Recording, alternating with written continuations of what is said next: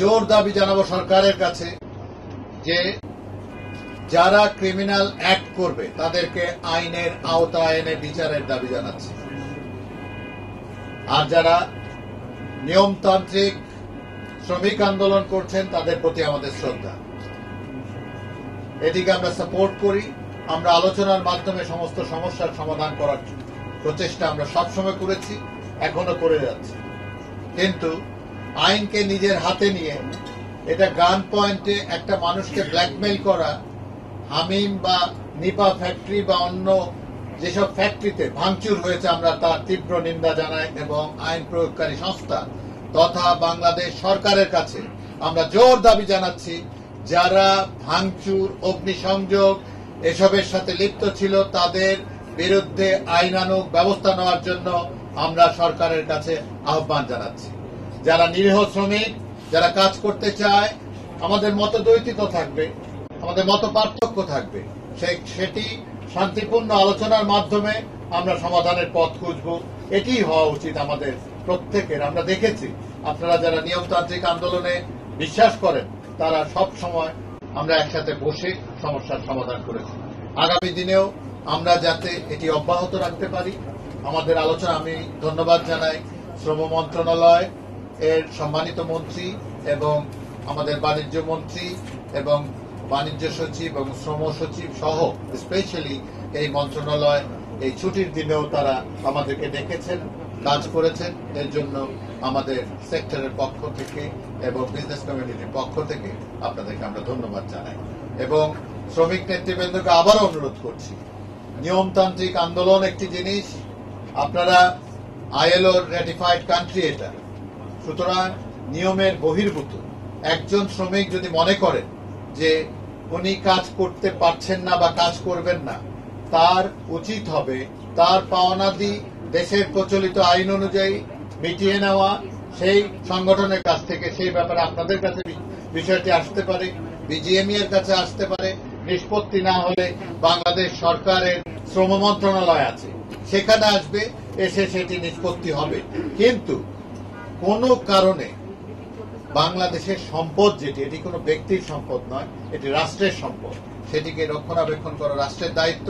আশা করব যে আইন তার নিজস্ব গতিতে চলবে এবং এটি আমাদের জোর দাবি যাতে অন্যায়কে প্রশ্রয় দেওয়া না হয়। ধন্যবাদ আপনাদের সবাইকে।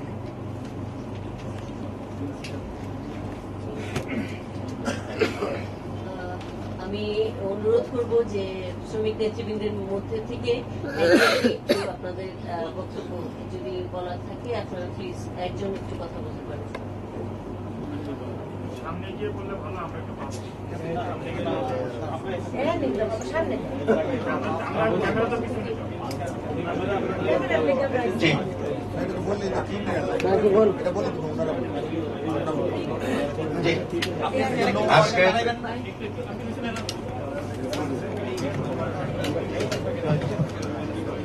আজকের এই বৈঠকে আমাদের সম্মানিত মাননীয় বাণিজ্য মন্ত্রী মহোদয় আছেন, আমাদের এখানে উপস্থিত আছেন শ্রম মন্ত্রণালয়ের মাননীয় শ্রম প্রতিমন্ত্রী, একই সাথে বাণিজ্য মন্ত্রণালয়ের সিনিয়র সচিব এবং শ্রম মন্ত্রণালয়ের মাননীয় সচিব উপস্থিত আছেন। আমাদের এখানে উপস্থিত আছেন এফডিসিআই এর বর্তমান সভাপতি এবং একই সাথে সাবেক সভাপতি এফডিসিআই আর একই সাথে বিজিএমই বর্তমান সভাপতি, তার সাথে বিজিএমই আগের আরেক সভাপতি জনাব আতিকুল ইসলাম উপস্থিত আছেন। এছাড়াও আমাদের এখানে উপস্থিত আছেন আমাদের গার্মেন্টস পরিবার থেকে এই বছর নতুন সংসদ সদস্য হিসাবে নির্বাচিত হয়েছেন বিজিএমই সাবেক সভাপতি জনাব সালাম মুর্শিদি। আর এছাড়া সরকারি বিভিন্ন সংস্থা বা বিভিন্ন মন্ত্রণালয়ের ব্যক্তি এখানে উপস্থিত আছেন। আর আমাদের শ্রমিক নেতৃবৃন্দের মধ্যে যারা আছে, আমি প্রত্যেকের নামটা বলছি এই কারণে, কারণ এই বক্তব্যটা আমার একার না আর এই সিদ্ধান্তটাও আমার একার। এই জন্যই আমাদের শ্রমিক সংগঠনগুলোর পক্ষ থেকে আমাদের এখানে উপস্থিত আছেন জনাব ফজলুল হক মন্টু, যিনি আমাদের মজুরি বোর্ডের সদস্য এবং শ্রমিক লীগের কার্যকরী সভাপতি। আমাদের এখানে উপস্থিত আছেন আমাদের এই মজুরি বোর্ডের আরেক সদস্য মহিলা শ্রমিক লীগের নেতা নেত্রী আমাদের শামসুন্নাহার আহ্বান। আমাদের এখানে উপস্থিত আছেন ইন্ডাস্ট্রিয়াল বাংলাদেশ কাউন্সিলের মহাসচিব জনাব সালাউদ্দিন স্বপন। আমাদের এখানে উপস্থিত আছেন গার্মেন্টস ট্রেড ইউনিয়ন কেন্দ্রের সংগ্রামী সভাপতি জনাব মন্টু ঘোষ। আমাদের এখানে উপস্থিত আছেন জনাব কামরুল আনাম, আইবিসির কেন্দ্রীয় নেতা। আমাদের এখানে উপস্থিত আছেন জাতীয় গার্মেন্টস শ্রমিক লীগের সংগ্রামী সভাপতি জনাব সিরাজুল ইসলাম রনি।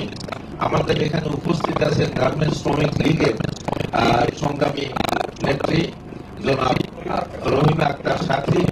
আমাদের এখানে উপস্থিত আছেন আইবিসি কেন্দ্রীয় নেতা এবং সাবেক মহাসচিব জনাব বাবুল আক্তার, আরেক আইবিসির সাবেক মহাসচিব জনাব তৌহিদুর রহমান, গার্মেন্টস শ্রমিক লীগের সংগ্রামী সভাপতি জনাব লিমা ফেরদৌস। আমাদের এখানে উপস্থিত আছেন আইবিসির নেতা জনাব রাশেদুল আলম রাজু। আমাদের এখানে উপস্থিত আছেন আইবিসির নেতা এবং সম্মিলিত গার্মেন্টস শ্রমিক ফেডারেশনের সভাপতি নাজমা আক্তার। আমার নাম আমিরুল হক আমিন, আমি আইবিসির সাবেক সভাপতি এবং জাতীয় গার্মেন্টস শ্রমিক ফেডারেশনের সভাপতি। আমরা সবাই লক্ষ্য করছি গত ডিসেম্বরের প্রথম দিক থেকে গার্মেন্টস শিল্পে একটা অস্বস্তিকর অবস্থা বিরাজ করতেছে এবং নির্বাচনের আগে যে অস্বস্তিকর অবস্থাটা বিরাজ করতেছিল, আমরা যে কোনো ভাবে আমরা ত্রিপক্ষীয় ভাবে সেখানে সাবেক যিনি মন্ত্রী ছিলেন তার উদ্যোগ সহ আমরা সেই সময় সেটা নির্বাচনটা পার করতে পারছিলাম। এরপরে দেখা গেল যে এই মাসের প্রথমেই আবার একই ধরনের সিচুয়েশন তৈরি হয়েছিল। তো আমরা প্রথমত যে মজুরিকে কেন্দ্র করে এই অবস্থাটা তৈরি হয়েছে, সেই ক্ষেত্রে মজুরি বোর্ডের যে ঘোষণা, সেই ঘোষণায় আমরা প্রথমেই জেনেছি সপ্তম গ্রেড যেটা সবচেয়ে নিচের গ্রেড যেটা, সেই গ্রেডটার ব্যাপারে মাননীয় প্রধানমন্ত্রী নিজে হস্তক্ষেপ করে 8,000 টাকা মজুরি নির্ধারণ করেছেন। এবং যেহেতু মাননীয় প্রধানমন্ত্রী নিজে হস্তক্ষেপ করে 8,000 টাকা মজুরি নির্ধারণ করেছেন, আমরা সমস্ত শ্রমিক সংগঠন মাননীয় প্রধানমন্ত্রীর এই হস্তক্ষেপ এবং এই উদ্যোগকে আমরা তখনই সেটাকে সাধুবাদ জানাইছি, সেটাকে আমরা গ্রহণ করেছি। বাকি যে গ্রেডগুলা সেই গ্রেডগুলোর ব্যাপারে আমাদের কয়েকটি গ্রেডে কিছু কিছু আমাদের আপত্তি ছিল। এই দীর্ঘদিন এই আলোচনার মাধ্যমে আবারও আমরা যেটা জানতে পারলাম, গতকালকে মাননীয় প্রধানমন্ত্রী নিজেই আবারও উদ্যোগী হয়ে আমাদের যারা উদ্যোক্তা তাদের সাথে আলোচনা করে আমাদের শ্রম মন্ত্রণালয়ের মাননীয় মন্ত্রী, মাননীয় বাণিজ্য মন্ত্রী তাদেরকে সাথে নিয়ে সেই গ্রেডগুলা, এমনকি দু একটি গ্রেড সম্পর্কে আমরা আগের আলোচনায় যেগুলো উল্লেখ করি নাই সেগুলি সহ পুনর্বিবেচনা করেছেন। যেহেতু মাননীয় প্রধানমন্ত্রী এটা পুনর্বিবেচনা করেছেন, আমরা সমস্ত শ্রমিক সংগঠনগুলোর পক্ষ থেকে এটাকে শুধু মেনে নেওয়া না, এটাকে আমরা স্বাগত জানাচ্ছি। আর একই সাথে আমরা এই কথাটিও পরিষ্কার ভাবে বলতে চাই, এই মজুরিকে কেন্দ্র করে এই গার্মেন্ট শিল্পে যে অরাজক অবস্থা যেটা তৈরি হয়েছিল, আমরা শ্রমিক সংগঠন হিসাবে, ট্রেড ইউনিয়ন হিসাবে এটাকে আমরা গ্রহণ করি না। আমরা মনে করি যে শ্রমিকদের দাবি থাকবে এবং শ্রমিকদের দাবি এবং তাদের ন্যায়সঙ্গত অধিকার আদায় করার জন্য আমরা ট্রেড ইউনিয়ন, আমরা আন্দোলন সংগ্রাম অবশ্যই করব। কিন্তু তার অর্থই না যে রাস্তাঘাট অবরোধ হবে বা ইন্ডাস্ট্রি ভাঙচুর হবে, কারখানার মালিকরা সেখানে অবরুদ্ধ হবে, গাড়ি চলবে। আমরা এটা কোন শ্রমিক সংগঠনই আমরা এটাকে অ্যালাউ করি না, আমরা এটা নিন্দা জানাই। আর একই সাথে আমরা সেটা বলতে চাই যে আপনারা যেটা বলছেন যে আইনানুগ ব্যবস্থা গ্রহণ করার জন্য, অবশ্যই যারা অপরাধী তাদের বিরুদ্ধে সরকার আইনানুগ ব্যবস্থা গ্রহণ করলে আমাদের শ্রমিক সংগঠনগুলোর পক্ষ থেকে সেখানে আপত্তি থাকবে না। কিন্তু পাশাপাশি এই কথাটিও আমরা বলতে চাই যে অনেক সময় এই আইনানুগ ব্যবস্থা গ্রহণ করতে গিয়ে দেখা যায় যে নিরপরাধ শ্রমিকরা অনেক সময় সেটা শিকার হয়। আমরা সেই বিষয়টিও আপনাদের সতর্ক থাকার জন্য আমরা অনুরোধ জানাচ্ছি। আর একই সাথে আমরা উল্লেখ করতে চাই, এই অবস্থা চলাকালীন সময়ে গত 3 দিন বা 4 দিন আগে সাভারে একজন গার্মেন্টস শ্রমিক মৃত্যুবরণ করেছেন 8 তারিখে। তো আমাদের যেহেতু এখানে মাননীয় দুইজন মন্ত্রী এখানে উপস্থিত আছেন, আমরা ওই নিহত পরিবারকে একটা ক্ষতিপূরণ দেওয়ার জন্য অনুরোধ জানাবো। আর একই সাথে ইতিমধ্যে বেশ কিছু শ্রমিক গ্রেপ্তার হয়েছে যারা নিরপরাধ, যারা এই ঘটনার সাথে জড়িত না। তদন্ত সাপেক্ষে আমরা তাদের মুক্তি দাবি করছি। আপনাদের সকলকে ধন্যবাদ।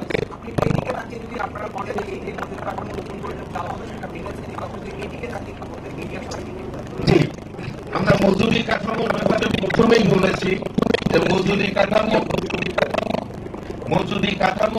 যেটা 7ম গ্রেড, সেই 7ম গ্রেড শুধুমাত্র মজুরি বোর্ডের যারা সদস্য ছিলেন তারা না, মাননীয় প্রধানমন্ত্রী নিজে উদ্যোগী হয়ে 8,000 টাকা 7ম গ্রেড নির্ধারণ করেছেন।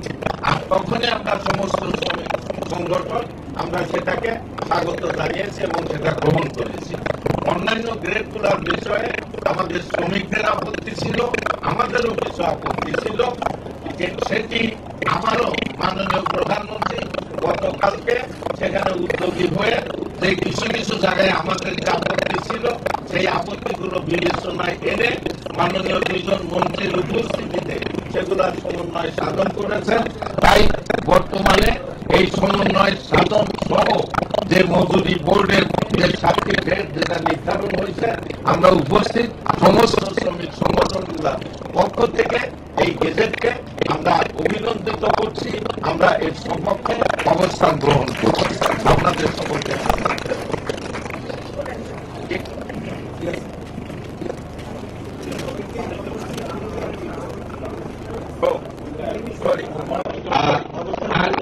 আর আমরা শ্রমিক সংগঠনের পক্ষ থেকে নিশ্চয়ই এই আবেদনটা সরকারের পক্ষ থেকে এবং মালিকদের পক্ষ থেকে থাকবে। আমরা শ্রমিক সংগঠনগুলোর পক্ষ থেকে আমরা পরিষ্কার ভাবে বলতে চাই যে তারা যেমনি ভাবে যে সমস্ত সমস্যা নিয়ে এই পর্যন্ত কারখানায় কাজ করেন নাই বা অনাকাঙ্ক্ষিত কিছু ঘটনাও সেখানে ঘটছে, আমরা শ্রমিক সংগঠন তাদের সেই দাবির পক্ষে গত প্রায় 1 মাস যাবৎ সেখানে বারবার বৈঠক করে অনেকটা বলা চলে যে বার্গেনিং করে আমরা সেগুলোর সমন্বয় সাধন করতে সক্ষম হয়েছি। আমরা শ্রমিকদেরকে আহ্বান জানাই আগামী কালকের থেকে তারা শান্তিপূর্ণভাবে কারখানায় কাজে ফিরে যাবেন এবং উৎপাদনে সহযোগিতা করবেন এবং ইতিমধ্যে যে কারখানাগুলোর যে উৎপাদনে যে ক্ষতিগ্রস্ত হয়েছে সেটাও যাতে সামনে কিভাবে পোষানো যায় সেটার জন্য প্রত্যেকটা ম্যানেজমেন্টের সাথে তারা সহযোগিতামূলক সেই আচরণ করলে আমরা এটা সমস্ত শ্রমিক ভাইদের প্রতি আমরা অনুরোধ জানাচ্ছি এবং আহ্বান জানাচ্ছি। আপনাদের সকলকে ধন্যবাদ। কাজ করতে গেলে সমস্যা হয়, আমরা সেই সমস্যাটা আলোচনার মাধ্যমে সমাধান করা সম্ভব, এটাও কথা ঠিক, স্বীকার করতে কোনো সমস্যা নাই আমাদের। কয়েকটা গ্রেডে কিছুটা অ্যানামলিস ছিল, কিছু অসঙ্গতি ছিল, সেটা আলোচনার মাধ্যমে আমরা সমাধান করতে পেরেছি। আমরা এখন একটা সামনের দিকে চলার জন্য সবাই ঐক্যবদ্ধভাবে আমরা একটা ডিক্লারেশনও দিয়েছি এবং আমাদের শ্রমিক নেতা আমিন ভাই সেটা কথা সুন্দরভাবে সব কথাটাই কভার করেছে। একটি কথা বলা দরকার এখন, যে কথা আপনি নিজেও স্বীকার করেছেন যে এই স্বাভাবিক আলোচনা সমস্যা কোনো ব্যাপারে ক্ষুব্ধ থাকতে পারে কিছু, কিন্তু যে কাজটা কখনোই কোনো অবস্থাতে অ্যাকসেপ্টেবল নয় সেটা হলো এইভাবে ফ্যাক্টরিগুলো নষ্ট করে দেওয়া। আমার ফ্যাক্টরিতেও আজকে 4,000 ওয়ার্কারের মধ্যে 3,970 জন কাজ করতে রাজি ছিল। 30 জন মানুষ সেই ফ্যাক্টরিটাকে চালাতে দিল না, তারা ঢিল মারলো, গাছ ভাঙলো। আমি পুলিশকেও ডাকি নাই, মনে করবে যে মন্ত্রী মহোদয়ের ফ্যাক্টরি পুলিশ ডেকে মারধর করছে, আমি কিছু করার নাই। তো কথাটা হলো এই, যেখানে 30 জন মানুষের জন্য এত বড় একটা ফ্যাক্টরি সাফার করলো, এইটা এইরকম সব জায়গাতে আলোচনা আমরা এই টেবিলে আজকে সমাধান, আমাদের এর চেয়ে অনেক বড় বড় সমস্যা কিন্তু আমরা আলোচনার টেবিলে সমাধান করেছি। হয়তো 1 দিন লেগেছে, 2 দিন লেগেছে, কিন্তু আমাদের সবার একটা সিদ্ধান্ত নেওয়া দরকার, এটা যে কোনো অবস্থাতেই যেন এইরকম ভাবে ফ্যাক্টরি ভাঙচুর করা যাবে না এবং তার বিরুদ্ধে আমি মনে করি এবং আপনারাও যেটা নিজেদের বক্তব্যে তুলে এনেছেন যে ব্যাপারে সম্পূর্ণভাবে আইনি ব্যবস্থা নিতে হবে। আপনারা কিন্তু এই ব্যাপারে কোনো অবস্থাতেই আপনারা করবেন না, একসেপ্ট করবেন না যে, আর তখন আপনারা আন্দোলন করবেন না যে এটা এরকম করা হলো কেন। আইনি প্রক্রিয়ার মাধ্যমে এটা বন্ধ করতে হবে। সমস্যা আমাদের থাকবেই। আজকে আপনারা দেখেন, অনেক সময় দেখা যায় যে কোনো কোনো ওয়ার্কার এলো তারা পাঞ্চ করলো যে আমরা ঢুকলাম, তারপরে তারা চলে গেল, তারপরে দাবি তুললো যে আমি পাঞ্চ করেছি, আমাকে ফুল দিতে হবে। এইসব অনেক, যেটা একটা আমি বলতে পারি যেটা এই ধরনের কাজ একসেপ্টেবল না। আমাদের পুরো ট্রেডটাকে তো সামনের দিকে এগিয়ে নিয়ে যাওয়া দরকার। এই ট্রেডে সমস্যা থাকবে, কিন্তু যেসব কাজগুলো মাঝে মাঝে আমরা লক্ষ্য করছি সেটা কিন্তু গ্রহণযোগ্য নয়। এটার দিকে আপনাদেরকেও যেমন এডুকেটেড করতে হবে, তাদেরকে বোঝাতে হবে। আমরা মালিক পক্ষও কিন্তু আপনাদের সাথে এই ব্যাপারে সহযোগিতা করতে রাজি আছি।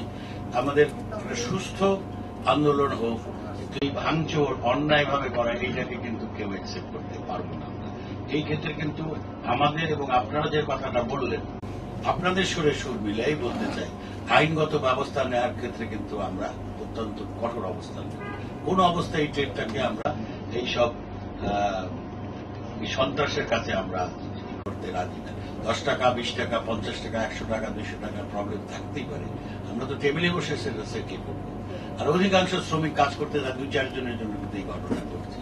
তাই আমাদের পরিষ্কার কথা হলো, আপনারা সহযোগিতা করবেন।